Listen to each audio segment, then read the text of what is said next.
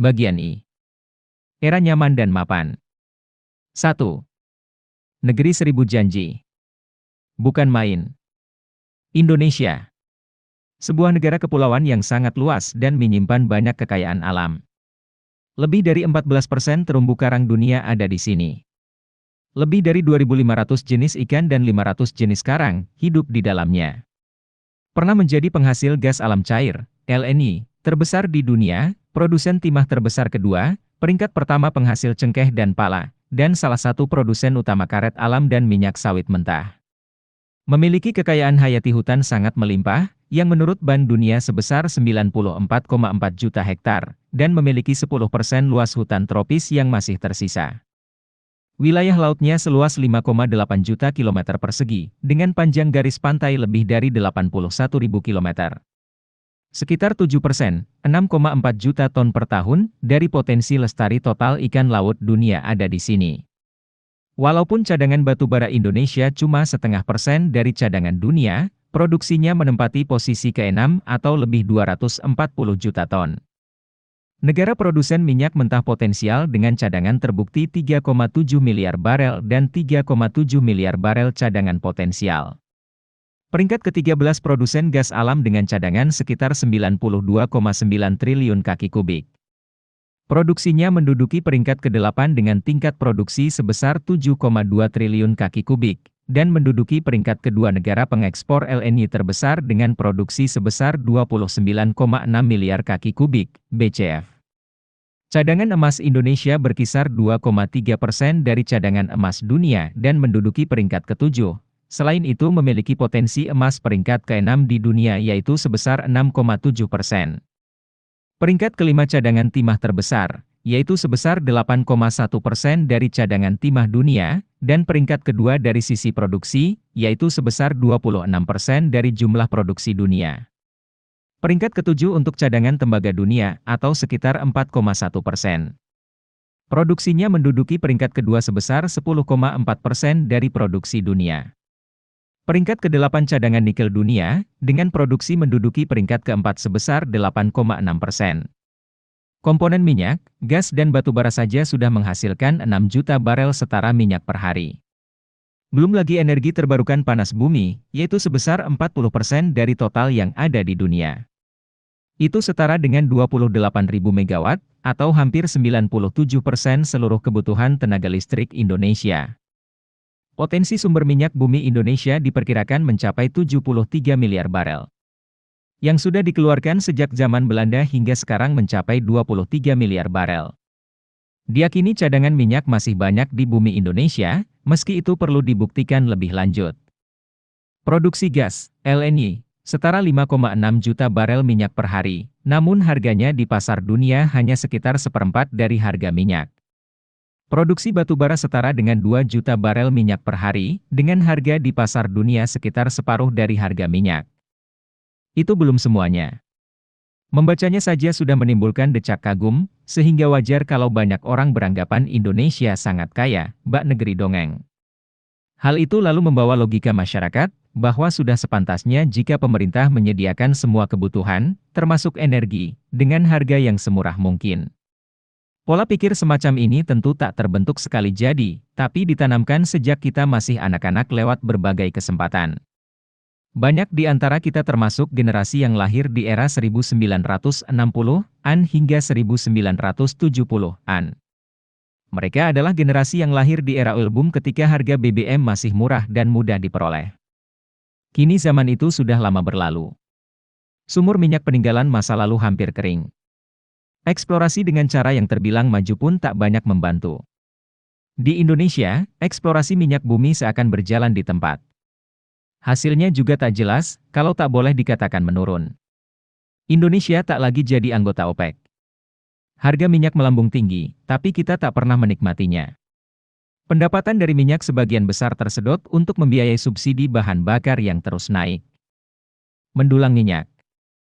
Pada awalnya, penemuan minyak bumi tidak banyak menarik perhatian orang.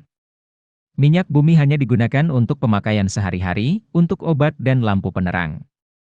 Lebih dari 4.000 tahun yang lalu, ditemukan lubang-lubang minyak di dekat Arderica, daerah Babylon.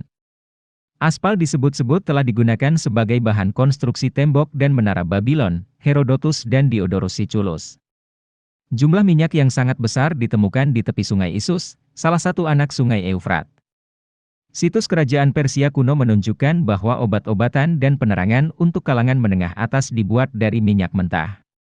Pada tahun 347, minyak diproduksi dari sumur yang digali dengan bambu di Cina.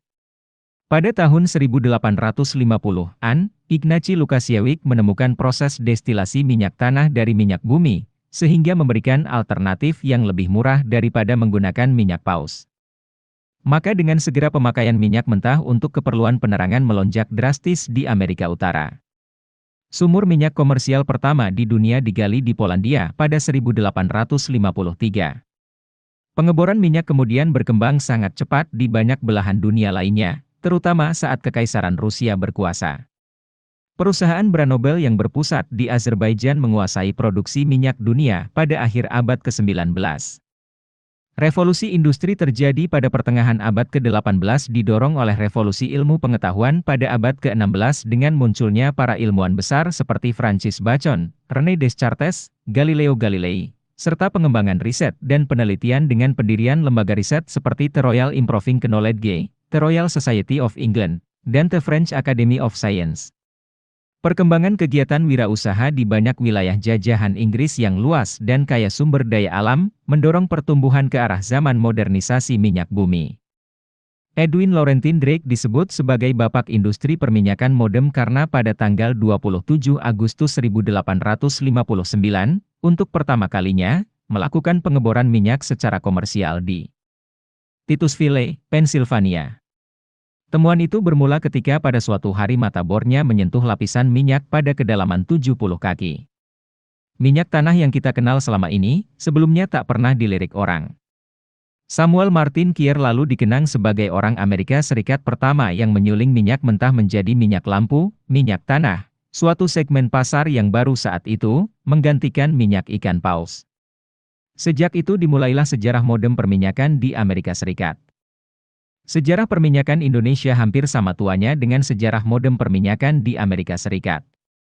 Pengeboran minyak pertama di Indonesia dilakukan oleh pegawai Nederlandse Koloniale Petroleum Maatschappij, NKPM, yang dikenal juga dengan sebutan Stanvac, perusahaan minyak yang didirikan oleh Standard Oil of New Jersey, SONJ, Amerika Serikat, yang mata bornya menembus lapisan lunak pada kedalaman sekitar 5 meter saja, di daerah Talang Akar Pendopo, Sumatera Selatan. Pada 1871 dilakukan pemboran minyak oleh J. Reering di Majalengka, Gunung Ciremai, Cirebon, diikuti temuan 4 sumur lainnya. Inilah yang lalu dianggap sebagai produksi minyak pertama di Indonesia, yang lalu menjalar ke daerah lain. Konsesi pertama ladang minyak diberikan oleh Sultan Langkat kepada Ailko Jans Zeilker di daerah Telaga Said, Langkat, Sumatera Utara, pada 1883. Setahun kemudian, produksi minyaknya disalurkan melalui pipa ke kilang di Pangkalan Brandan. Pipa dan kilang ini dibangun pada 1892.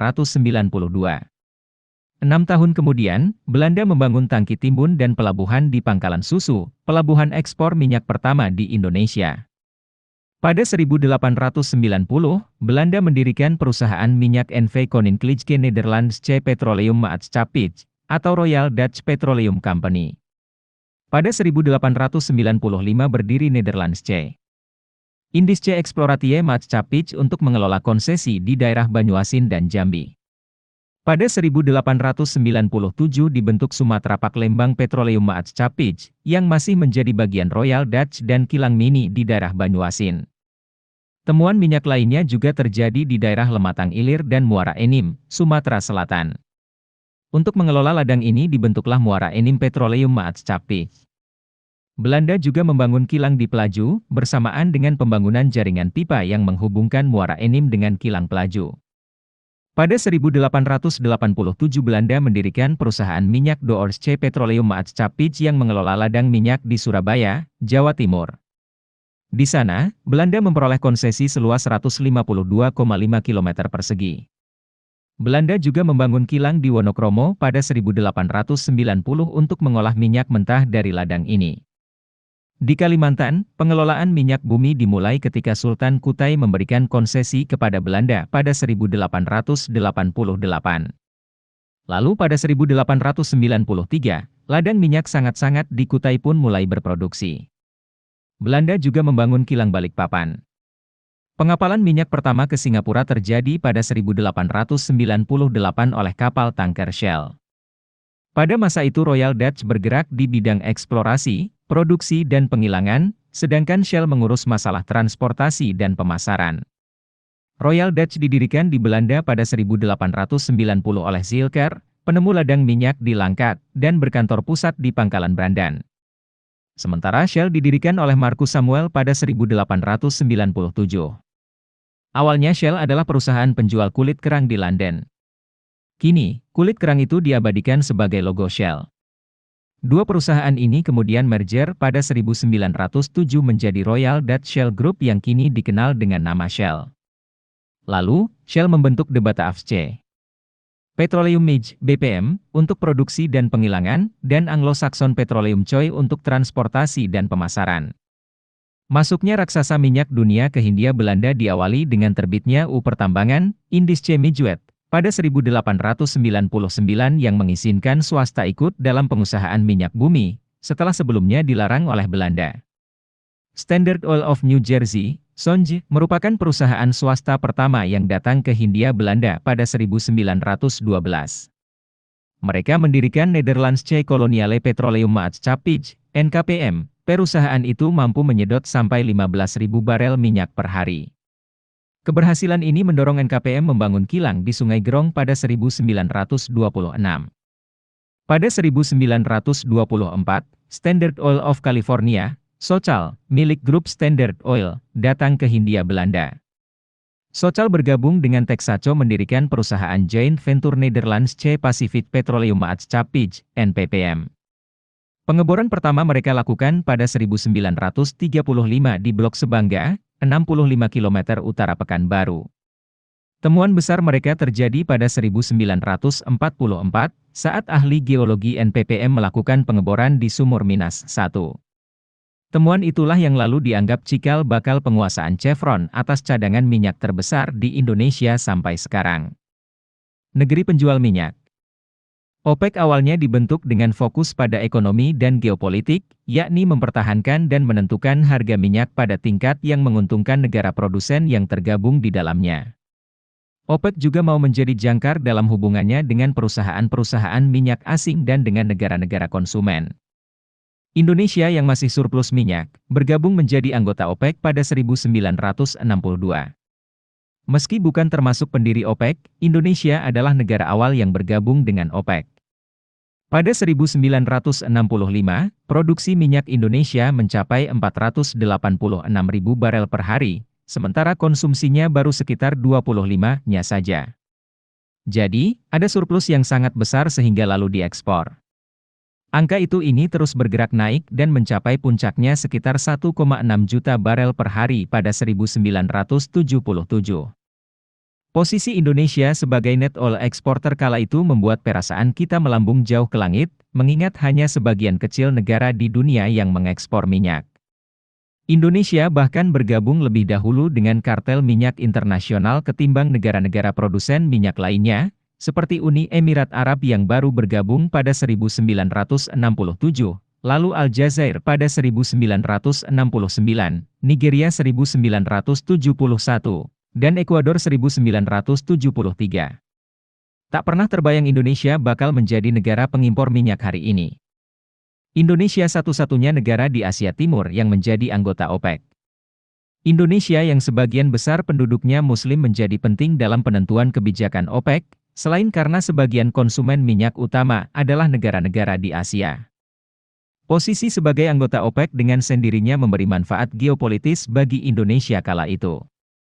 Bergabungnya Indonesia dalam OPEC turut pula memberi dampak positif bagi perusahaan minyak nasional Pertamina, sehingga dikenal dan sejajar dengan perusahaan minyak dunia lainnya, yang notabene powerhouse dalam bidang perminyakan di negara masing-masing. Indonesia, walaupun bukan produsen minyak utama dunia, seringkali memainkan peranannya sebagai penengah di antara negara-negara Arab dalam persaingan untuk berebut pengaruh. Salah satu Menteri Pertambangan dan Energi ketika itu, Profesor Dr. Subroto, pernah menjabat sebagai Sekjen OPEC, 1988 hingga 1994, terlama sepanjang sejarah organisasi tersebut, sampai saat Indonesia keluar dari keanggotaan OPEC pada 2008. Keanggotaan Indonesia di OPEC rupanya membuat kita menjadi lupa diri. Bahkan ketika Indonesia mengumumkan keluar dari OPEC, banyak anggota masyarakat yang tidak percaya. Mereka berpikir, jangan-jangan Indonesia keluar dari OPEC karena tak mau membayar iuran tahunan yang cuma 2 juta AS dolar itu. Indonesia dan era minyak. Dampak dari perseteruan global memperebutkan sumber minyak antara kelompok negara-negara maju yang dipimpin AS dan kelompok produsen utama dunia yang dimotori oleh negara-negara kawasan Teluk, memicu timbulnya apa yang disebut dengan era oil boom. Dipicu dari niatan negara-negara Arab di prakarsai Mesir, pada 1967, yang ingin membalas dendam pada Israel atas kekalahan mereka pada 1948 dan 1956. Pertempuran itu berdampak dengan ditutupnya terusan Suez yang menyebabkan jalur transportasi minyak berputar jauh ke Tanjung Harapan, di ujung selatan Afrika. Ini menyebabkan minyak menjadi komoditas yang sulit dicari dan harganya melambung. Timbul kemudian dengan apa yang dikenal sebagai zaman keemasan minyak bumi. Booming minyak yang pertama terjadi pada 1973-1974. Ketika itu harga minyak dunia naik sampai 6 kali, dari 1,67 AS dolar per barel, pada 1970-an, menjadi 11,7 AS dolar per barel pada 1973. Boom minyak yang kedua terjadi pada 1979-1980. Ketika itu harga minyak dunia melonjak 88%, dari 15,65 AS dolar per barel, 1979, menjadi 29,5 AS dolar per barel, 1980, dan terus meningkat sampai mencapai 35 AS dolar per barel selama tahun 1981 hingga 1982. Lonjakan harga minyak dunia kala itu dipicu oleh penggulingan Shah Iran melalui revolusi yang dipimpin oleh Ayatollah Khomeini. Booming minyak ini, selain memberi dampak positif bagi Indonesia, juga memberikan efek negatif. Dampak positifnya adalah apa yang disebut rejeki nomplok, sebut saja windfall profit, yaitu melonjaknya penerimaan negara akibat minyak, tanpa bekerja keras, sehingga keuangan negara kala itu boleh dibilang aman. Ekspor Indonesia, terutama migas, melonjak dan peran sektor pertambangan terhadap pendapatan domestik bruto, PDB, meningkat, dari semula hanya 3,7%, menjadi 12%. Lalu, pertumbuhan ekonomi selama periode itu juga sangat mengesankan, di atas 7%. Saat pemerintahan rezim Presiden Soeharto, minyak menjadi sumber energi utama, selain sumber dana berlimpah bagi program ekonomi dan politik. Rezeki nomplok itu juga diperoleh karena berbagai faktor, seperti kenaikan harga minyak yang fantastis selama beberapa kali di era 70-an dan 80-an, keanggotaan Indonesia dalam OPEC, dan pola bagi hasil antara pemerintah dengan perusahaan minyak asing. Penerimaan negara secara langsung dari minyak menjadi berlipat ganda, ditambah dengan cadangan devisa yang terus tersedia dari hasil ekspor minyak. Kondisi itu membuat pemodal asing tak ragu menginvestasikan uangnya ke Indonesia. Dampak positif tak langsung, yang ini porsinya tak terukur, intangible, adalah naiknya kepercayaan internasional pada Indonesia. Ini ditandai dengan makin banyaknya negara dan perusahaan asing yang mau memberi utang serta melakukan penanaman modal secara langsung ke berbagai sektor di Indonesia. Fenomena booming minyak seolah menjadi jaminan bagi modal asing yang masuk atau yang diutangkan kepada pemerintah Indonesia.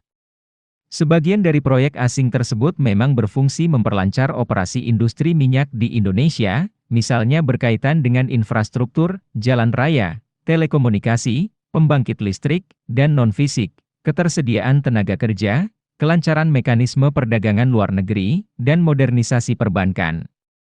Di masa itu, pemerintah Indonesia berhasil memaksimalkan rezeki minyak bagi perkembangan perekonomian secara keseluruhan.